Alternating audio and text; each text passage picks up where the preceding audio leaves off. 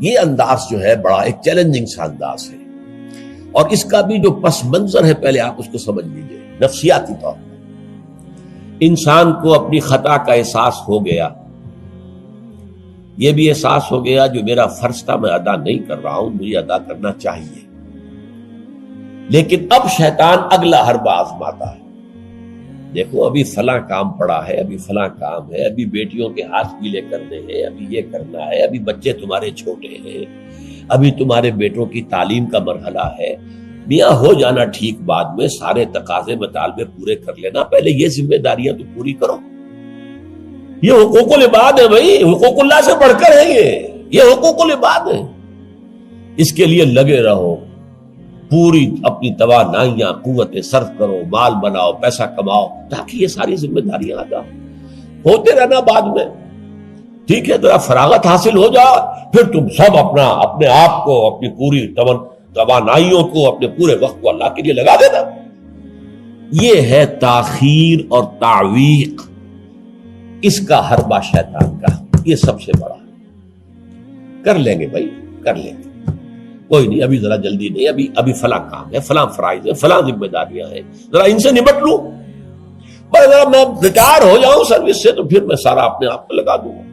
وہ ریٹائرمنٹ کرتے ہی اس وقت جب آپ کے اندر رہتا ہی کچھ نہیں، اگر آپ کے اندر کچھ رہ جائے تو وہ چھوڑیں گے آپ کو، وہ ساری توانائیاں تو گئی ہیں، اب تو آپ کھوکھلا ایک ڈھانچہ لیے پھر رہے ہیں، آپ کے اندر صلاحیت اور قوت کہاں ہے اب؟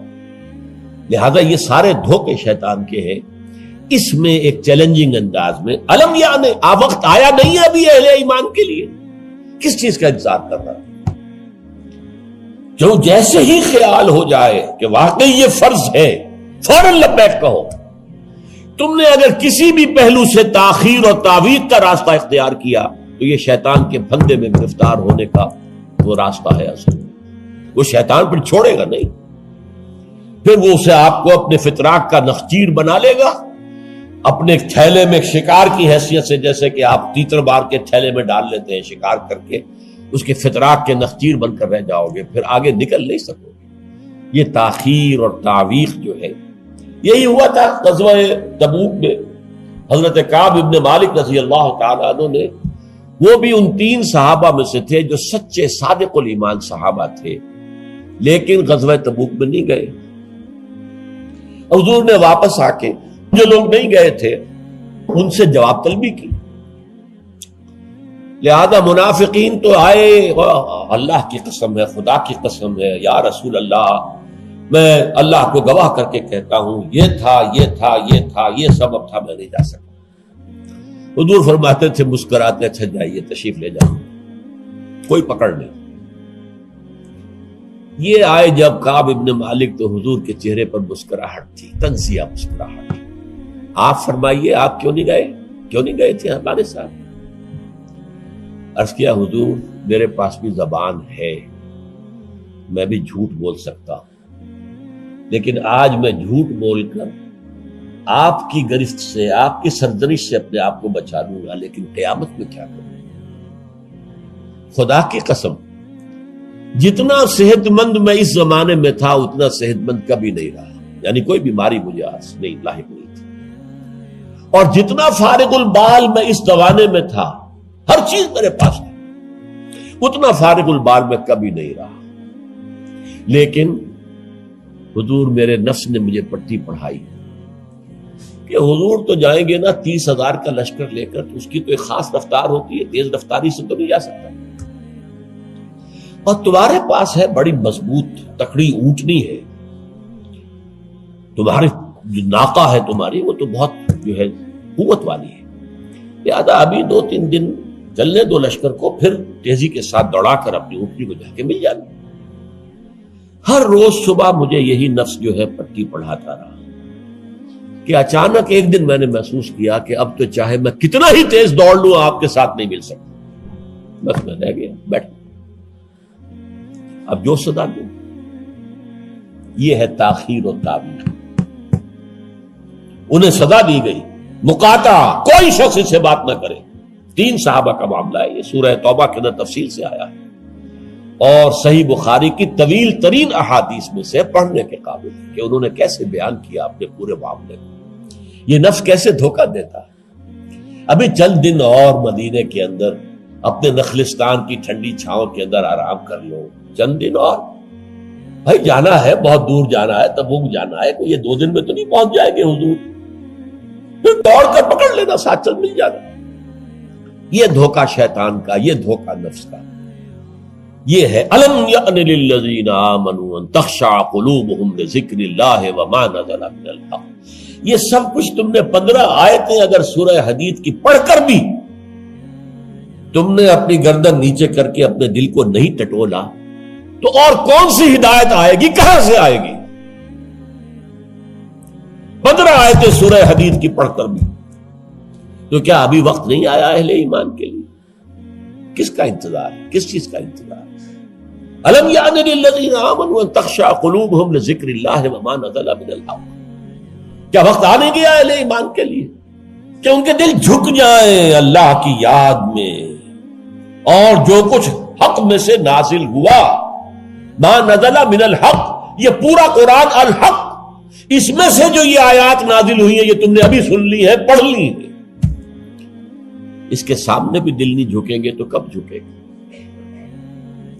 اس پر بھی اگر دل نہیں پگھلے تو کب پگھلیں گے؟ اس پر بھی اگر دل میں کوئی عزم اور ارادہ پیدا نہ ہوا کہ اپنی جان لگا دینی ہے، کھپا دینی ہے، ان صلاتی و نسکی و محیایا و مماتی للہ رب العالمین، اس پر بھی نہیں ہوا تو کب ہوگا؟ اور کون سی ہدایت آئے گی؟ فبأی حدیث بعدہ یؤمنون، اس قرآن کے بعد اور کون سی چیز کے یہ منتظر ہے جس پر یہ ایمان لائیں گے؟ الم یأن للذین آمنوا ان تخشع قلوبہم لذکر اللہ وما نزل من الحق.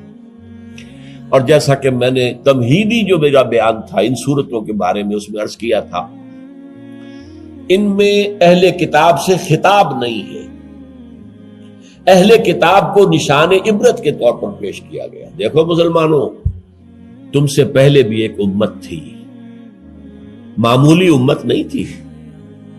وہ امت جسے قرآن سند دے رہا ہے 2 دفعہ سورہ بقرہ کے اندر صرف، یا بنی اسرائیل اذکروا نعمتی التی انعمت علیکم وانی فضلتکم علی العالمین. اے بنی اسرائیل، یاد کرو میرے اس احسان کو جو تم پر ہوا، میں نے تمہیں تمام جہان والوں پر فضیلت دی تھی. وہ قوم، وہ امت، امت موسیٰ، اس امت کو کتنی کتابیں دی گئی؟ تورات انہیں دی گئی، زبور انہیں دی گئی، انجیل انہیں دی گئی.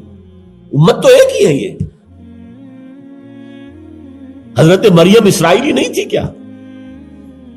تو چاہے باپ حضرت عیسیٰ کا کوئی نہیں ہے لیکن وہ حضرت مریم کے بیٹے ہیں، اسرائیلی. یہ اسرائیلی نبوت ہے جو چلی آ رہی ہے. حضرت موسیٰ اور ہارون سے شروع ہوئی ہے 1400 برس قبل، اور حضرت عیسیٰ اور یحییٰ پر آ کر ختم ہوئی ہے. یہ سلسلہ نبوت کا، سینکڑوں نبی آ گئے 1400 برس میں.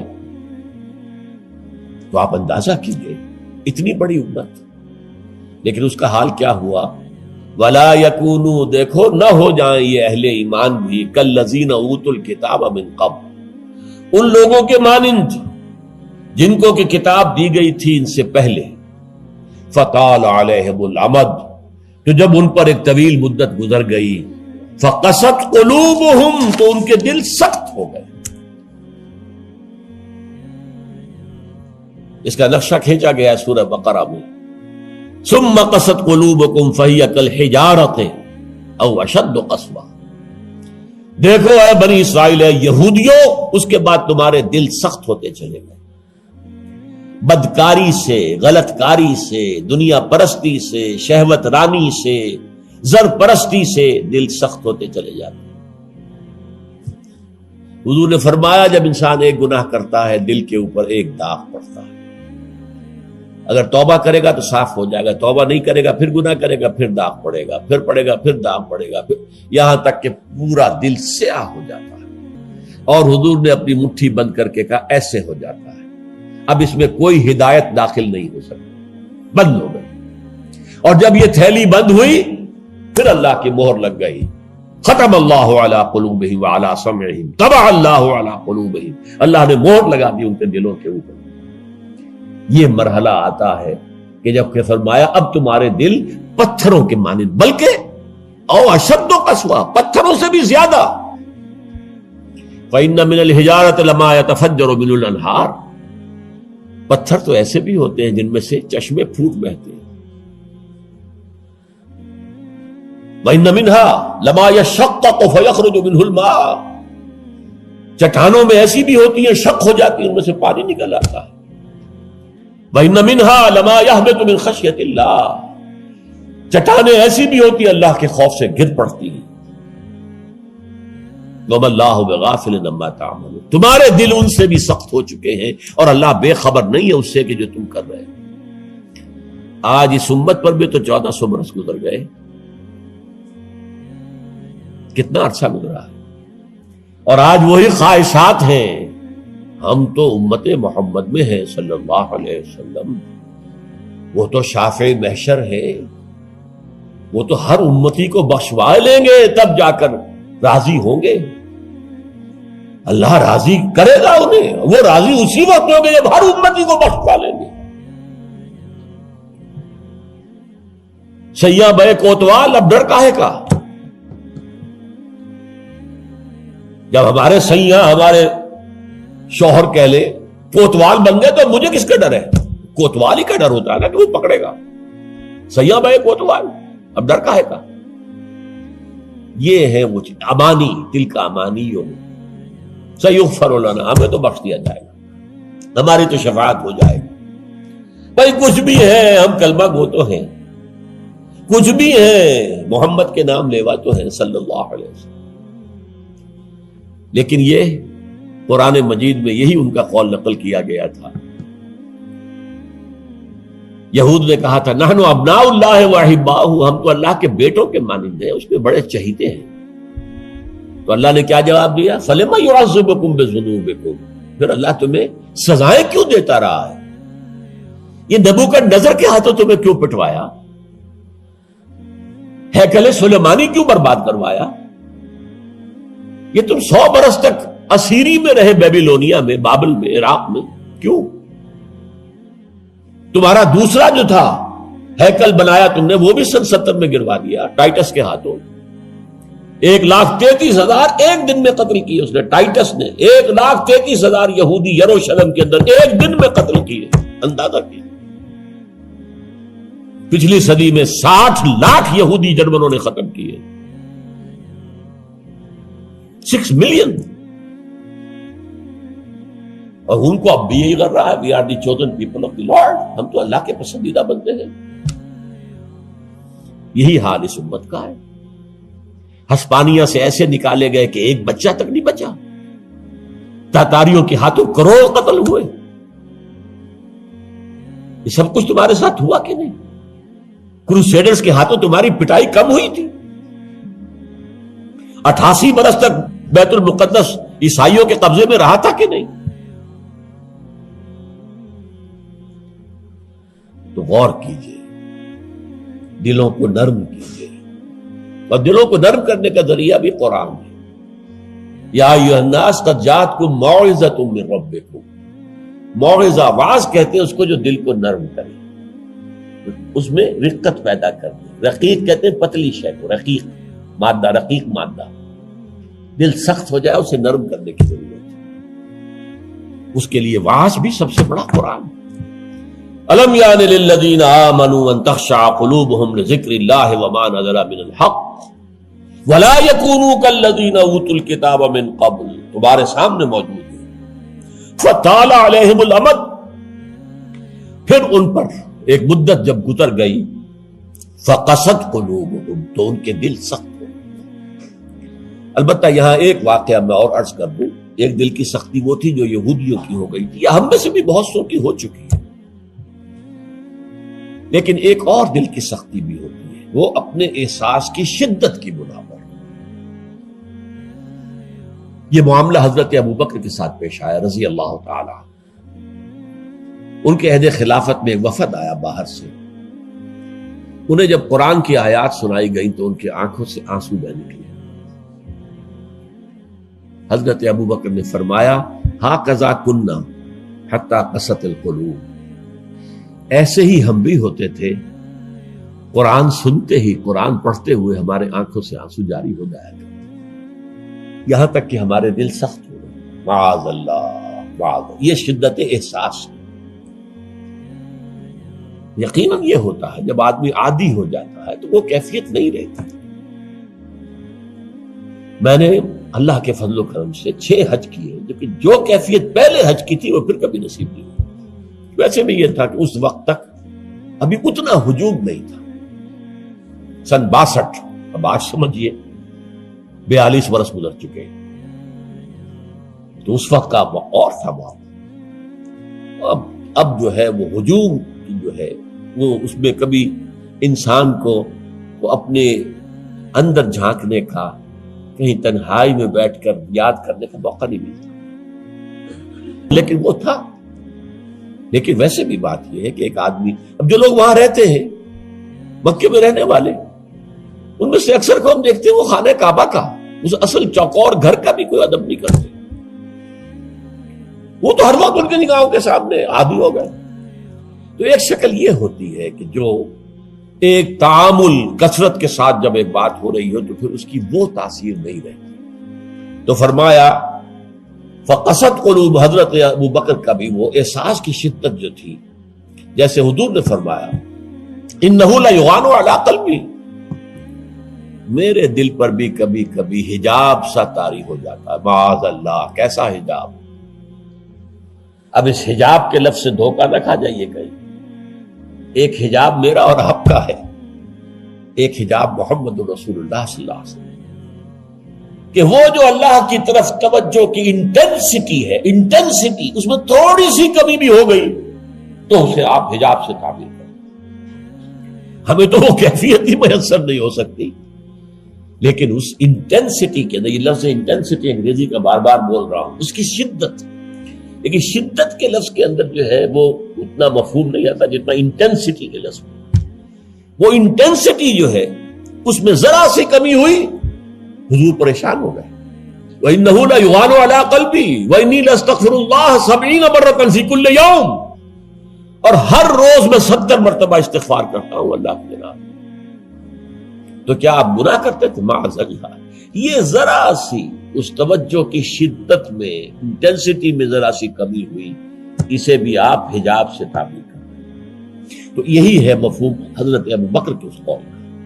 لیکن ایک ہے قساوت قلبی، معصیت کی وجہ سے، دنیا پرستی کی وجہ سے، نفس پرستی کی وجہ سے، زر پرستی کی وجہ سے، شہرت پرستی کی وجہ سے، اقتدار پرستی کی وجہ سے، یہ پرستشیں جو ہے یہ جو دل کو سخت کرتی ہیں تو وہ پتھر اور چٹان سے زیادہ سخت ہو جاتا ہے۔ ثم قست قلوبکم فہی کالحجارۃ او اشد قسوۃ وان من الحجارۃ لما يتفجر منه الانہار وان منها لما يشقق فيخرج منه الماء وان منها لما يهبط من خشیۃ اللہ وما اللہ غافل عما تعملون وکثیر منهم فاسقون۔ اب ان میں سے اکثریت جو ہے وہ فاسقوں اور فاجروں پر مشتمل ہے۔ کیا یہی کیفیت آج کی مسلمان امت کی نہیں ہے؟ کیا عظیم اکثریت فساق و فجار پر مشتمل نہیں؟ کیا عظیم اکثریت حرام خور نہیں ہے؟ کیا عظیم اکثریت جھوٹی نہیں ہے؟ نفاق کی تینوں علامتیں، اذا حدث کذب وَإِذَا وَعَدَ أَخْلَفَ وَإِذَا اؤْتُمِنَ خَانَ۔ حضور نے فرمایا منافق کی 3 نشانیاں ہیں، جب بولے جھوٹ بولے، وعدہ کرے خلاف ورزی کرے، امین بنایا جائے، امانت رکھوائی جائے، خیانت کرے۔ یہ الفاظ ہیں بخاری شریف کے بھی اور مسلم شریف کے بھی، اور مسلم شریف میں اضافی الفاظ ہیں وَلَوْ صَامَ وَصَلَّى وَزَعَمَ أَنَّهُ مُسْلِمٌ۔ خواہ ایسا شخص روزہ رکھتا ہو، نماز پڑھتا ہو، اپنے آپ کو مسلمان سمجھتا ہو، لیکن منافق ہے۔ یہی جو میں نے شروع میں آج بات کہی تھی، ایک نفاق ہے شعوری، ایک غیر شعوری۔ وہ منافق سمجھتے تھے ہم عقل مند ہیں، یہ بے وقوف ہے۔ وَإِذَا قِيلَ لَهُمْ آمِنُوا كَمَا آمَنَ النَّاسُ قَالُوا أَنُؤْمِنُ كَمَا آمَنَ السُّفَهَاءُ۔ جب ان سے کہا جاتا بھلے لوگوں، جیسے اور لوگ ایمان لائے ویسے ایمان لاؤ، جیسے وہ اللہ کی پکار پر لبیک کہنے کو ہر وقت تیار رہتے ہیں، کہتے ہیں ہم ان بے وقوفوں کی طرح ایمان لائیں، یہ تو پاگل ہیں، بے وقوف ہیں، فینیٹکس ہیں۔ فنڈامنٹلسٹ ہے، ایکسٹریمسٹ ہے. ہم تو ماڈریٹ اور بڑا روشن خیال اسلام جو ہے اس کے قائل ہیں. جب ان سے کہتا تھا فساد مت مچاؤ، کہتے تھے ہم تو مسلم ہیں بھائی، ہم تو چاہتے ہیں صلح. یہ محمد ہے صلی اللہ علیہ وسلم جنہوں نے اب یہ جنگ کا بازار گرم کر دیا. کیا ضرورت تھی؟ مکے میں 13 برس تبلیغ کرتے رہے، کوئی ہاتھ نہیں اٹھایا، یہی پروسیس جاری رہتا. خامخواہ یہ جنگ کا سلسلہ شروع کر دیا، کیا فائدہ؟ یہ بھی کہا جا سکتا ہے جس دشمن کو گڑ دے کر مارا جا سکتا ہے اسے زہر کا کو دینا ہے. بھائی تمہاری تعلیم اتنی اعلیٰ ہے، اتنی عمدہ ہے، فطرت کے مطابق ہے، پھیلاؤ. لیکن محمد کی سنت کچھ اور ہے، اسوہ محمد ہی کچھ اور ہے صلی اللہ علیہ وسلم. اس کے لیے منہج انقلاب نبوی میری کتاب کا مطالعہ کیا، تب پتہ چلے گا انقلاب کسے کہتے ہیں. اور یہ رسول انقلاب تھے صلی اللہ علیہ وسلم. بہرحال کثیر منہم فاسقون، جو بات کہی گئی ان اہل کتاب کے لیے اس وقت، آج وہ ہم پر راست آ رہی ہے. اللہ تعالی ہمیں اس سے نکلنے، توبہ کرنے، اللہ کی جناب میں سر جھکانے، اللہ کی کتاب کے سامنے سر جھکانے کی اللہ تعالی ہمیں توفیق عطا فرمائے.